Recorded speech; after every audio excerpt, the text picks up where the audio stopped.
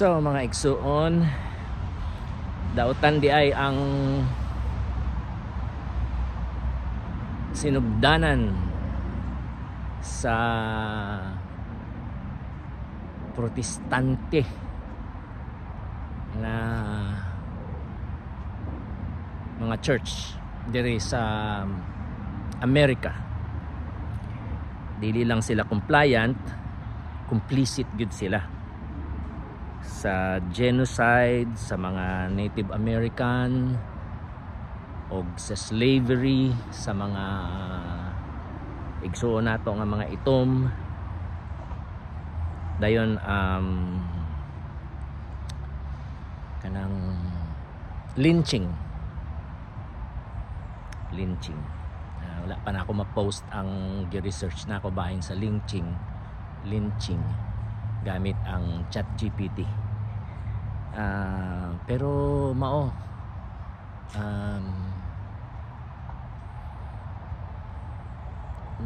dili lang sila uyon, wala lang sila nag-uyon, wala lang sila nagsuporta, involved gyud sila.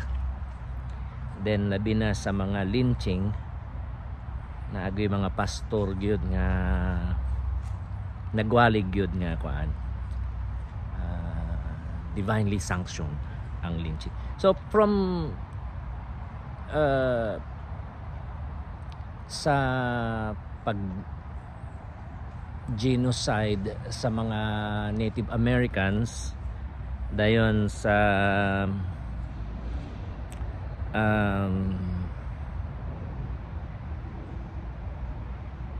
pagkawat sa ilang mga yuta, dayon ang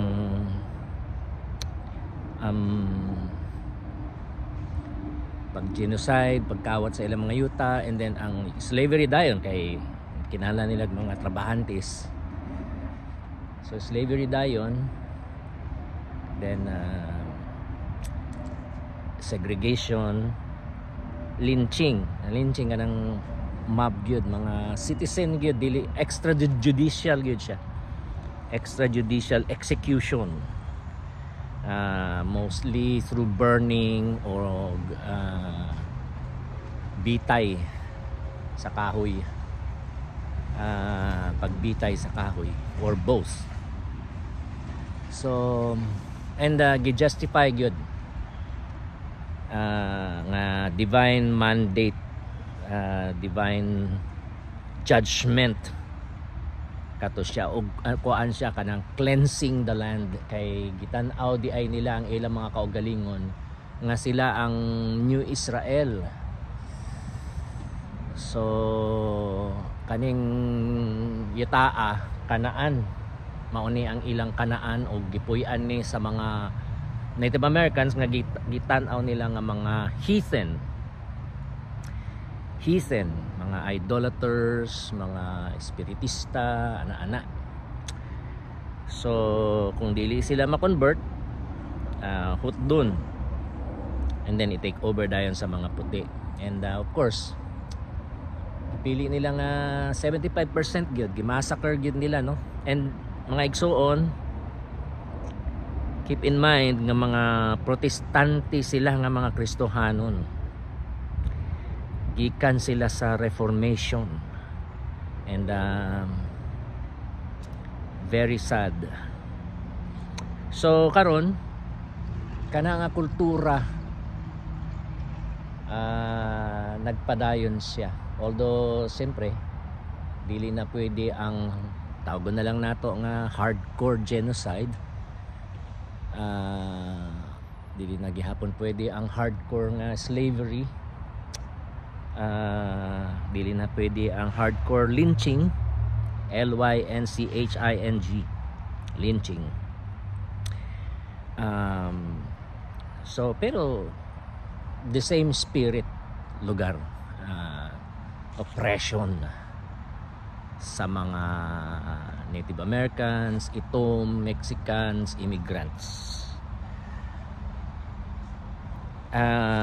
So mauni ang gamot sa hunahuna worldview filosofiya, ideolohiya, ideolohiya ni Donald Trump o ang mga MAGA / Nazi.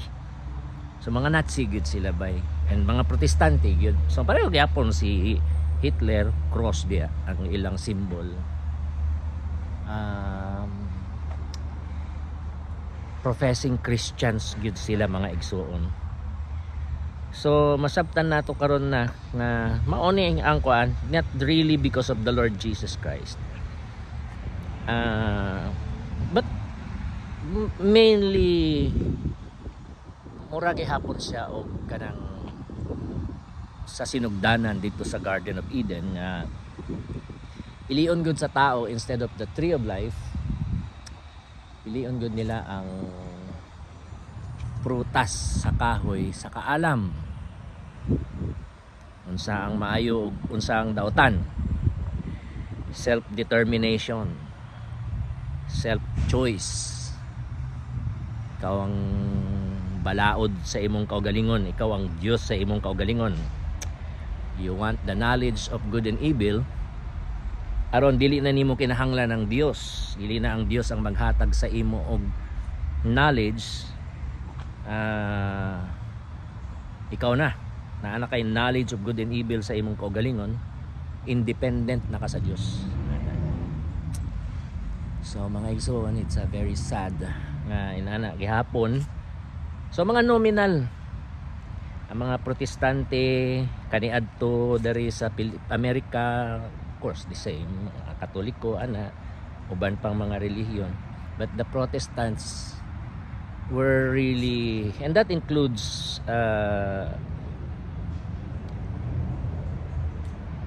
Methodist, Presbyterian, Baptist, etc. And nominal daghan sila sa ilaha, nominal gyud. And then nanghilom-hilom sila, wala gyoy nagkuano, ambot lang. Pero dapat dugay na ning nga deal. So karon ato na ning i-deal kay dili man nato mao di ay nga gahi gyud ang kuan, ang Amerika. So they don't like God. The same gihapon sa China, sa Russia, mga nag-reject sa Dios. Mga katawhan nga nag-reject gyud sa Dios ug sa Bible, no? Actually giban pa gani nila ang Bible. So that's one factor, that just the human soul, human being nga dili gusto sa Dios. Gusto autonomy gyud. Ako independent ko, dili na ako kinahanglan ng Dios. Ako nang magdesisyon para sa akong kaugalingon. I did it my way. Kana. So karon ang ikaduha is Christianity was really used as an imperial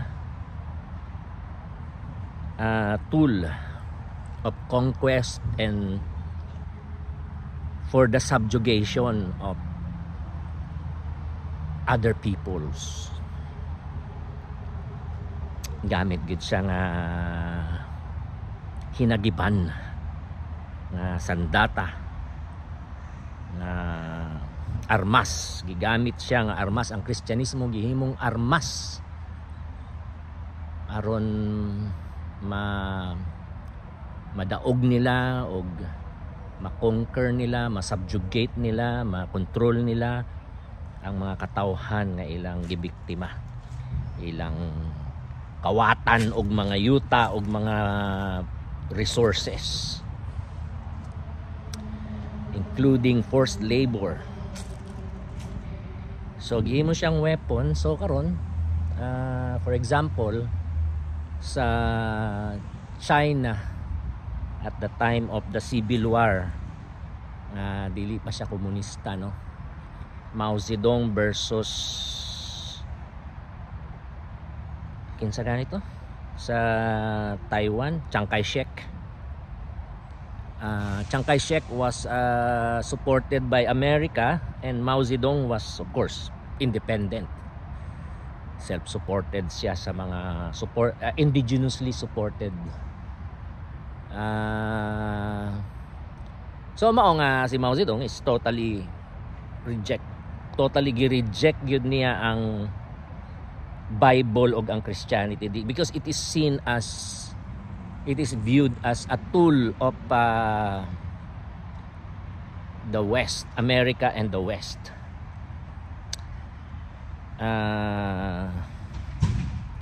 That's why dili gyud dapat nga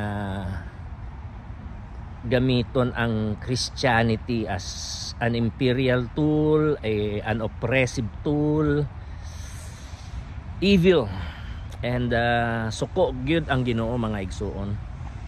Grabe gyud ang kasuko sa Ginoo. So pray for America. As I shared before, kaniadto magwonder ko ba nganong si Jesus pag adto niya sa sinagoga, pag adto niya sa mga katawhan, mag-manifest gyud ang mga demons ba? Karon kayo di naman mag-manifest. So karon nakakuha na ko nga dili na wild ang pag-manifest sa mga demons karon nga kanang wara-wara lang. It's more like karon nag-manifest na gyud with Donald Trump and kaning mga evangelicals. Nakita na nato na gi-expose gyud sa Ginoo ang mga demonic stronghold o demonic possession. Demonic possession mga igsoon. And we need to pray, fast and pray, and cast out the demons, cast out the powers and principalities nga naggamit sa ilaha. So mag-unite ta mga igsoon, not just karon importante ang Amerika kay mao man ni atong kaalyado against China. Kung wala ang Amerika o ang West, patay na ta. Look at Ukraine, di ba? Without the support of the United States, naghanang namatay sa Ukraine, oy. Naghanang mga city, mga teritoryo ang nakawat sa Russia, sa Ukraine. So sad. Ang isa gani nga lugar dito, wala na'y tubig. Nag-dry up ang tibuok syudad. Walay tubig. Pero under na to siya sa occupation, sa Russian occupation. So mga igsuon, diha the same prayer. We're not sure kung kinsa gyud ang mahimong presidente next, kung si Inday Sara or somebody else. Daghanang mga kuan pwede nga mahitabo, but we need to fast, pray, cast out demons, cast out powers and principalities in the name of Jesus, and meditation on the Word of God, prophetic declarations, apostolic prophetic declarations and actions mga inana. Evangelism should continue. Dili pwede nga puros lang pray sa kuan kay ora et labora. Sa Latin, ora et labora means magampo og magtrabaho. Labora, trabaho. Magampo og magtrabaho, magbuhat. Kinahanglan magbuhat gyud ta, magtrabaho gyud ta. We need to work mga igsoon. So continue the work as a child, a son, a daughter, as a parent, a brother, a sister, a wife, a husband, as a student, kung sa imong bokasyon, as a business person, as a nurse, as a doctor, as an engineer, as a teacher, as whatever, government employee, kung sa bagani, pastor, basta kung unsa ang vocation nga gihatag sa Ginoo, keep doing it. Pero mao lagi ang fasting, prayer, and spiritual warfare should continue, should be every day.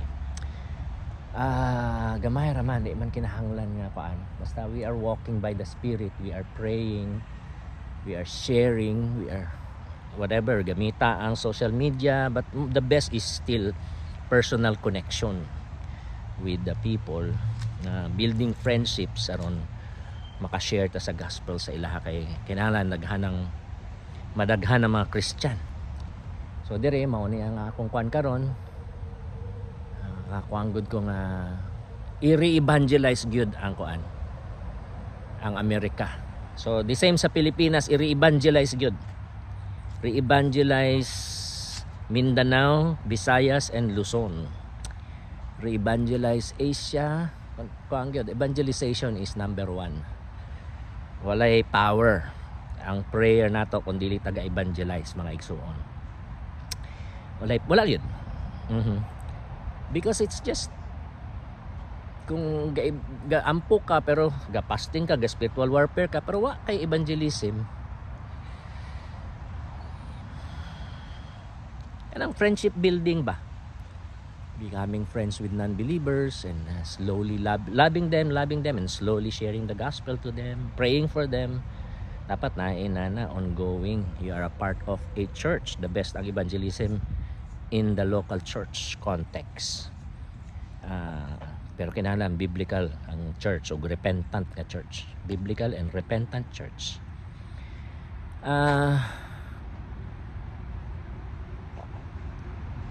So pray for me as I pray for you. Ang akong next step is magsulat gyud og email sa among senior pastor sa Reality San Francisco and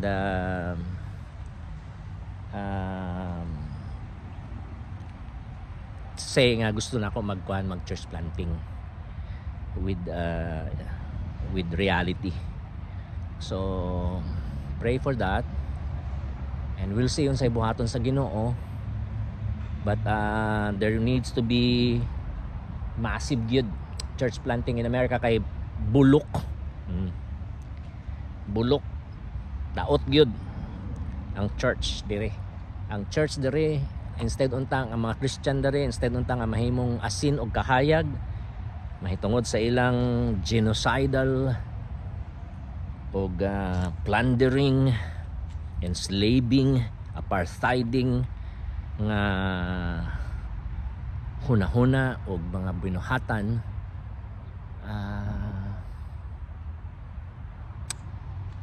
instead nga asin og kahayag sila nahimo na silang parte sa karne nga daot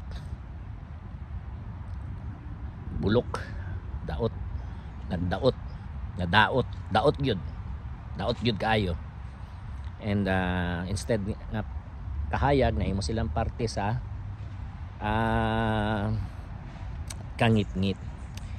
So re-evangelize America and same thing diha mao gyud ang main goal evangelism gyud mga igsoon. Okay, adto na ko balik na ko sa akong trabaho. I love you all, take care, bye bye.